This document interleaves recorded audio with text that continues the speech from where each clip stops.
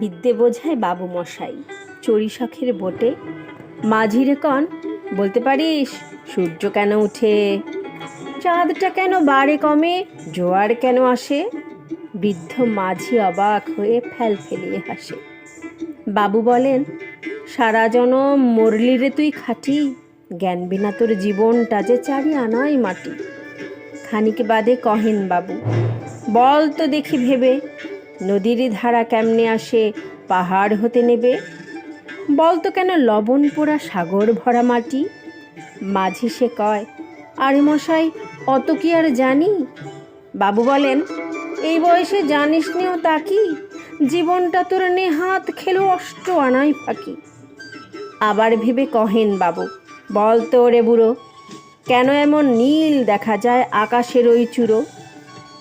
বল তো দেখি সূর্য চাঁদে গ্রহণ কেন